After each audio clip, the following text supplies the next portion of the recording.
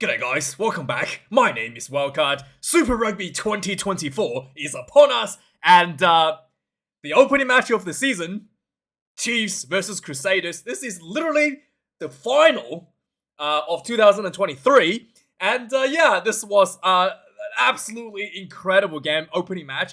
It just really makes you admire the level of rugby that is played in New Zealand.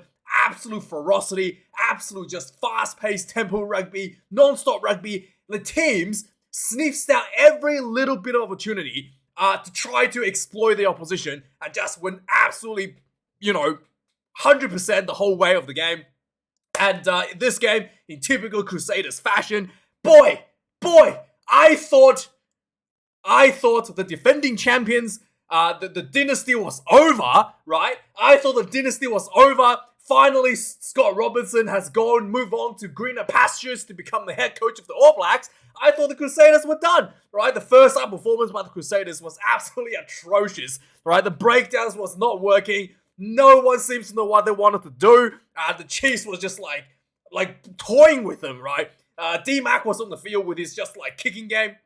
The Chiefs, in fact, had multiple kicking options in this game, and it just really put the Crusaders to no response. They did change the law as well, where if you kick the ball away, you have to put everybody on side for them to make a tackle, so the opposition essentially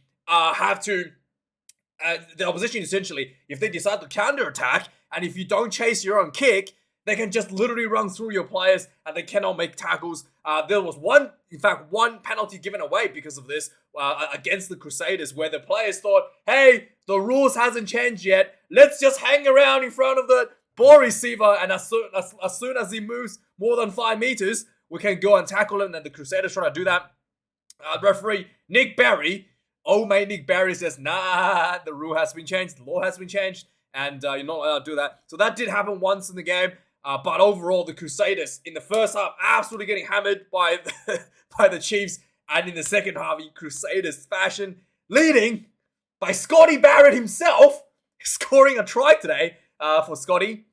So the Crusaders came back, just ferocious momentum, just went back to the bread and butter in the set piece, dominance and scrummaging. Owen Franks has switched allegiance back to the Crusaders from the Hurricanes, and he'll look absolutely amazing in the scrummaging, destroying the Chiefs scrums in multiple times. In fact, I thought the scrummaging was pretty even, like 50-50, and Owen Frank just has that veteran experience to take a little bit of a step forward before the scrum collapses to make it look like the Crusaders had the dominance in the scrummaging, and the referee giving the penalties to the Crusaders. On a couple of occasions, that was the difference. Like, if you just look at like a far shot on a scrum, it just looked like the scrum went down. Like, it was 50-50. Like, you really can't call it a penalty to the Crusaders. But, Owen Franks, the veteran, just made sure that he was a little bit of forward momentum, a forward shift to make it look like the Chiefs were the ones to collapse the scrum. Really just showing that veteran experience. And it's always good to see that Owen Franks, one of the veterans, still hanging in there, still showing the youngsters how it's done. In the scrummaging. So Crusaders went back to that set piece, just huge pressure. Like, the heart of the Crusaders really started to show. Like me, right? I've been a hater, okay, the Saders Haters Club since 2006, okay, and I'm not gonna, relinquish my membership. I still dislike the Crusaders, okay? I will forever dislike the Crusaders, but the way that they played in the second half, the heart, they were down, by 19 points, not more, 17 points, and they clawed themselves back 19 points to take the lead in the second half after an atrocious first half. And the way they did it was just like, going for the tries. They had opportunities to literally take penalties right in front of the goalpost to close out the gap, something that England would have done. They just were not, we're going to go for the try. We're not going to take the easy points. And they went for it. They got the results they want. In fact, they didn't get the results they wanted, but they still kept at it, and then they managed to get the try anyway, as a result of just ferocity, just relentless pressure into the opposition, and it was just like beautiful rugby to watch. And then the Chiefs finally, towards the end of the game, managed to pull themselves together after being under the hammer. 2 penalties to the Chiefs, squeezed themselves ahead, 33 points to 29. to win the match. There was literally concern coming out of this match. David McKenzie seemed to kind of like tweak his leg early in the second half, which could be one of the reasons why the Chiefs were kind of like under the hammer a little bit, because they really didn't have the spark that Damian McKenzie brought in the first half. The speed, the decision making, the fast paced tempo, and just like the kicking game that Damian McKenzie was bringing really made the Crusaders guess what was going to happen. Once McKenzie went off the field, Josh Ioane did a really good job to fill in, but the attacks becomes much more predictable, and the Crusaders was able to much better handle the Chiefs' attacks once McKenzie was off the field. Another big injury for the All Blacks as well. Tamati Williams early in the game, he ran down the field, right? He got the ball on the sideline, just pumped himself down the field. I was like, he's gonna get a try, like the biggest winger ever in the world, in the history of rugby. 140 kilos flying down the field on the sideline. Sure enough, when you're carrying 145 kilos, he had Damian McKenzie come on the tackle, and I was like, Damian McKenzie's gonna die here. Damian McKenzie's gonna die here. And just before the impact, he pulled his leg, pulled his hammy, and went down. And Damian McKenzie didn't actually have to take the hit, because I thought D-Mac would be dead. Because like, Damian McKenzie is literally half his weight. McKenzie's like 78 kilos, and Tamati Williams 140 something. Literally half his weight. 1-on-1, mano a mano, and then Tamati Williams just went down with a hammy pulled. Otherwise, Damian McKenzie would have been dead, right? Rest in peace, Damian McKenzie, from that point forward. But yeah, so Tamati Williams went off early in the game because of a pulled hammy, and then too much creatine probably, and then the Owen Franks came on and just didn't bring that speed, but just really brought that scrummaging up to another level. And yes, it is interesting to see that the Crusaders actually shuffling around some of their front rows a little bit. So Tamati Williams plays loosehead last year for the All Blacks. He's playing tight head for the Crusaders today. And then I think they had George Bauer as well, playing both loosehead and tight head. I think at one point it might be on a hooker or something. Yeah, look, what was it? Yeah. No, George Bell's at I think George Bell, yeah, this guy, he was put into the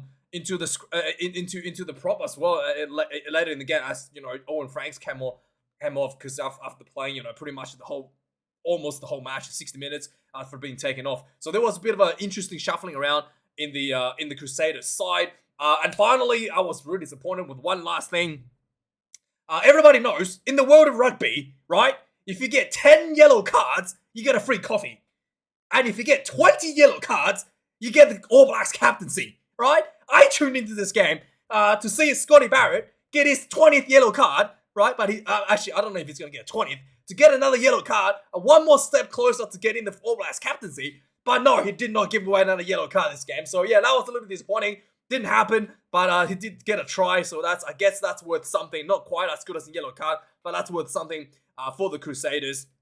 So let's have a look at the results. 3 tries to 4. The difference really is just the penalty kicks between the two sides. Like I said, the Crusaders just swung for the fences, threw the kitchen sink at the Chiefs. Didn't even consider penalty kicks in the second half. Whereas the Chiefs were just like hanging in there, praying for the penalties, praying for the 3 points. Overall rugby, the Chiefs absolutely dominated the Crusaders. 557. Crusaders really didn't have much going for them in the first half. Like, they literally didn't touch the ball for about 6 minutes of the game. In the first 6 minutes, they did not touch the ball at all for like 6 minutes. Just getting absolutely hammered. 341 run minutes for the Crusaders. 140 carry for the Chiefs. 101 for the Crusaders. 11 turnovers conceded for the Chiefs. 13 against the Crusaders. 122 tackles made of the Chiefs. 16 missed tackles. 173 for the Crusaders. 31 missed tackles. Pretty decent in terms of percentage and completion rate for both teams. I think the Chiefs' defense is probably a little bit better. You can argue that. Kicks in play, 27 for the Chiefs, 25 for the Crusaders. And it's really the quality of the kicks that really, especially in the first half, really shine for the Chiefs. The new guy for the Crusaders, the new fly half, where do they even get these people from? Like, the new fly half, what's his name? Ranhana? I think his name is Rihanna, right? Let's just call him Rihanna. So Mr. Rihanna, not the singer Rihanna, but Mr. Rihanna was actually quite good. He was, handling the kicks under the goal kicks under pressure. Second half as well, his kicking was much more accurate. He kicked the 50-22 in a really crucial point of the match as well. And his overall handling the game was under a lot of pressure. Rush defense is still able to get the ball away. And yeah, he looked like, I don't know where they're getting these people from. Like he looked yeah, he didn't look like he was. You would expect that the Crusaders gonna miss a lot of that presence of Richie Mwanga. He looked just right up there. Maybe there was like one missed penalty, and then maybe you can say that he was a little bit. Some of the kicks under pressure was probably a little bit, a little bit, it could have been improved. But overall, I thought, for this kid, it was pretty good. It was pretty good considering this is his first season for the Crusaders. And then you got the other guy, the replacement, the fullback for Will Jordan for the Crusaders as well. 2 tries today on debut, right? I don't know if it's debut. Finhaki, just absolutely dominant. He looked unbelievable. He got the ball, just carved up the Chiefs defense. He was the only one who was actually successfully being able to breach the Chiefs defense with his his sheer like athleticism and move. And and he was 2 tries. Finhaki and really getting the Crusaders back into the game with some of that super athleticism that he's bringing to the team. So yeah, Will Jordan, no need to be here. We got you covered with the reserves from the Crusaders. And with that being said, let's just go through some of the score summary of the game. Pretty sure that's what I want to talk about. One more thing. I thought the Crusaders jersey, they brought back like the old school design. I'll show you what I mean. So like the jerseys, they used to have this old school design, which I really liked from like maybe 10, 15 years ago. The collar looked like this. Like it's like a circular collar, and then it's got like a V kind of shape in front. I really like this sort of old school jersey design, like from the Super Rugby teams used to all have like this sort of collar. And nowadays they wear like this, like a more, I guess, what do you call it, more generic like circle collar, and it just doesn't look as good. It just looks cheap. Just looks like like almost he's just got a shirt with a bunch of logos printed on it. The Crusaders today had the old design, like the V-shaped neck design back, and I was like pretty happy to see it. I thought it looked really good again. I was getting quite a bit of a little bit of nostalgia. They need to bring back, a lot of the old school designs, like the lines on the side. They used to have these lines on the sleeves as well. That they haven't got that back yet. But I mean, the collar is the first step. But the Chiefs used to have these like beautiful lines on the sleeves. They haven't got that anymore. I think they should bring that back. The Hurricanes obviously had them. I think pretty much every Super Rugby New Zealand team had these lines, and yeah, they just need to bring those back. They just like a lot of this stuff look really good, and it really made Super Rugby look unique. Now it just looks like a lot of the jerseys look just generic. Like a generic T-shirt, look like every other shirt that the Northern Hemisphere wear. And I thought that was a good first step for the Crusaders to bring back that old school kind of design back on that jersey. Anyway, let's move on to the summary, to the recap of the game. Right, like 5 minutes into the game, Chiefs was absolutely dominant, getting penalty right in front. D-Mac kicked a goal. There was a lot of talks and commentary about like they're gonna they're gonna speed up the game. So D-Mac didn't even have time to do his classic smile for this kick. He just like punted over immediately. That was disappointing because I tuned in to see D-Mac smile when he takes those kicks. And, I really, we'll deprive that a little bit. He did do a bit of a smiling later on, but we'll deprive it a little bit. So, yeah, the Crusaders really didn't have any touch of the ball early in the game. 8 minutes into the game, Tamati Williams pulled his hammy just before he about to murder D-Mac, saving him. Actually, D-Mac prayed to God, I guess, and then got his wish confirmed. Didn't have to take that hit. And then, what's his name? Owen Franks came on for him. 9 minutes into the game, there was a tackle and no release against the Chiefs. The Crusaders kicked themselves 3 points as well, leveling the score 3 points to 3. There was quite a few players I was pretty good to see back. Quinton Tupaia is back for the Chiefs. He had obviously the Darcy Swain incident where he was injured, and then we had the what's his name? Ryan Crotty is back from Japan for the Crusaders. Who else do we have back? Anton Leonard-Brown's kind of back already. He's been injured for a bit last season. And it was just really good to see a lot of these. I think it's probably one of the best thing for me to see is Quinton Tupaia back for the Chiefs. And there's still a lot of players taking sabbaticals and so on. So the Crusaders was missing a few players here and there as a result, and obviously injuries as well. So 15 minutes into the game, again, just the kicking game was just way too much for the Crusaders to handle. The Chiefs kicked the ball down the field, and somehow the ball, like, literally landed just, like, inches away from the sideline, and it didn't bounce out. Somehow the ball bounced infield, right? I don't know. Physics clearly did not work. Somehow, like, it functioned differently in New Zealand, maybe. But the ball, like, literally landed and then bounced infield. And Sever Reese had to scoop. Oh yeah, Sever Reese is another guy that returned for the Crusaders. Sever Reese scooped it up. Got, like, tackled, literally a meter short in front of his try line. And then the Chiefs just, like, piled in, trying to push it into the goal area. And eventually the ball rolled into the goal area. And Bo Shear, the Chiefs, one of the Chiefs players, saw the ball in the goal, just reaching his hand through, touched the ball on the ground, and it was a try. Because once the ball passed behind the try line, there's no offside anymore. So he just reached over, put the ball down, and Crusaders caught napping. Easy freebie for the Chiefs, 10 points to 3. 19 minutes into the game. And this is, again, the kicking game from the Crusaders really showing really, really poor. They punted the ball right down center of the field into the 22 and straight into the pocket of Damian McKenzie, the most dangerous man, probably the most dangerous man. Without Will Jordan, he will be the most dangerous man in Super Rugby in terms of counter-attacking. Without Will Jordan, without Beauden Barrett, he has to be the most dangerous player to kick the ball to. So he got the ball down the field and just, like, he literally just, like, what do I want to do? I can kick the ball back. He, like, literally faked that he was going to kick the ball back. Just took a run. Stepped through, like, 3 players. Got halfway. Nice little offload to one of his support players. Who was it that was supporting? Sean Stevenson, I think it was. And Sean Stevenson ran a bit more. As he's getting tackled, pop ball back up to Rowe, who just ran straight down the middle of the field for the second try for the Chiefs. 17 points to 3, 90 minutes into the game. 20 minutes into the game, the Crusaders got themselves back into the game. There was just a lot of good support running from the Crusaders. A lot of pick and go from the Crusaders, getting really close to the Chiefs' try line. And eventually, Sever Reese, the biggest small man on the field, picked up the ball and just big leg drive, kicked himself low. He still had like 5 meters to go. People were like little big forwards in front of him. He just went straight under the forwards. Went for getting the first try for the Crusaders. Rihanna kicks this one, 17 points to 10. 29 minutes into the game, there was a drop ball by the Crusaders. Just like relentless pressure from the Chiefs. Chiefs are playing this kicking game where they're trying to pin the Crusaders inside their own 22. And then there was a drop ball from the Crusaders just inside their own 22 as they were trying to like exit. And then the Chiefs gets a scrum, 5-meter scrum, and D-Mac was on the blind side, sweeps over to the open side, creating that extra bit of a space for his team. He got hit really hard as well, and after he passed the ball, the Chiefs just quick hands out to the wing.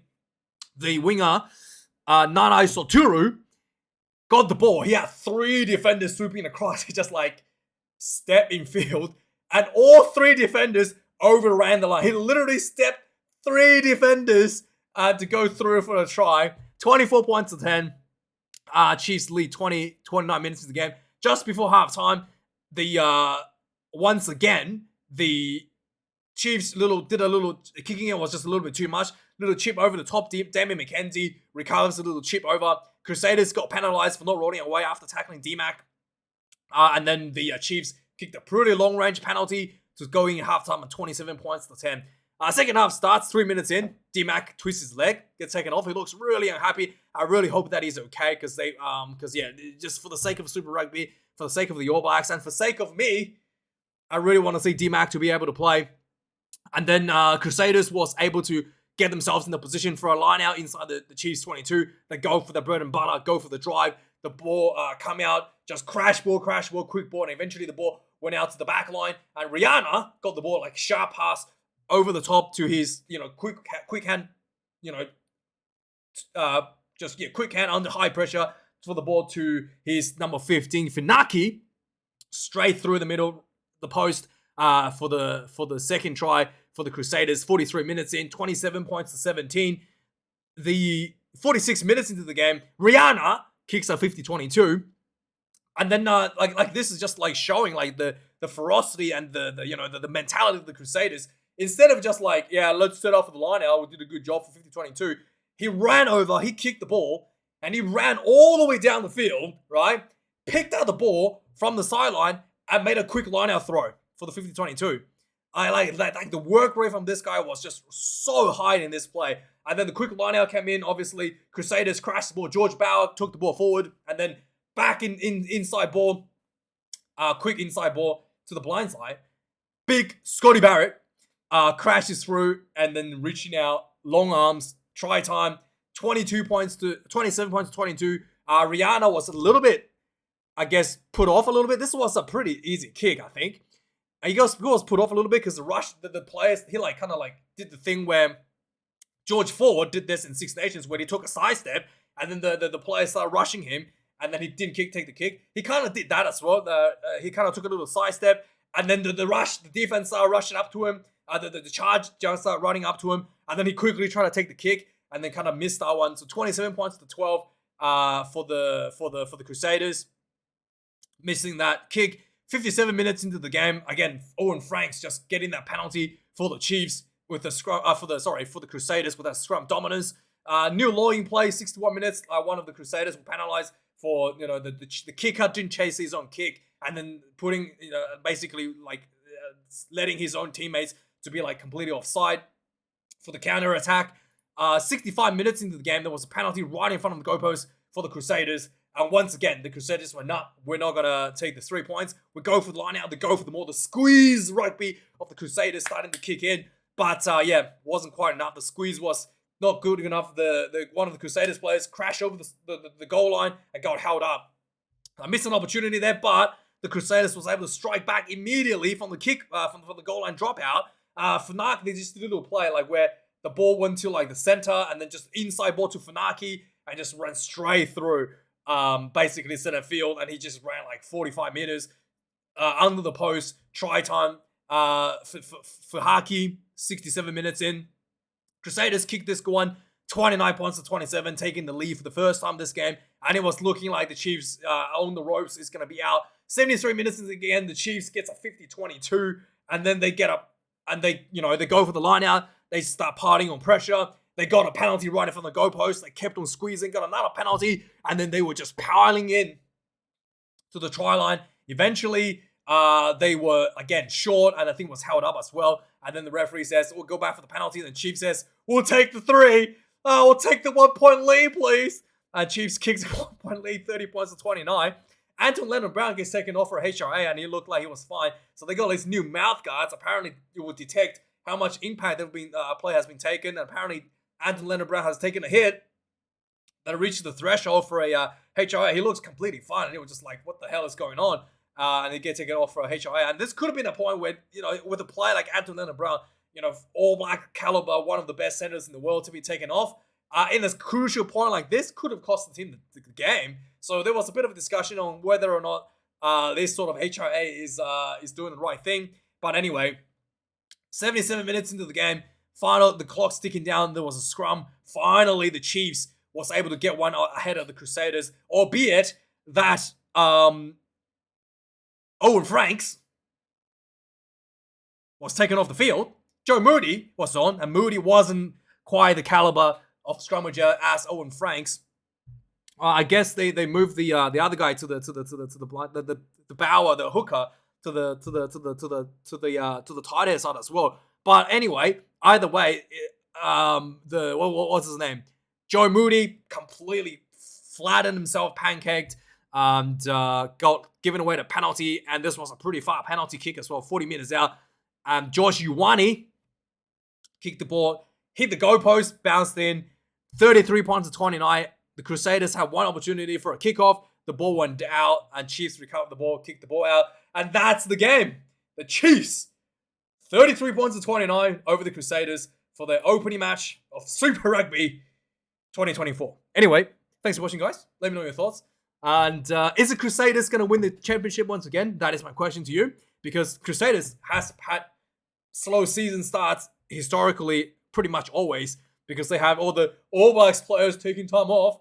Not just that, obviously. The only one who don't take time off is Scotty Barrett.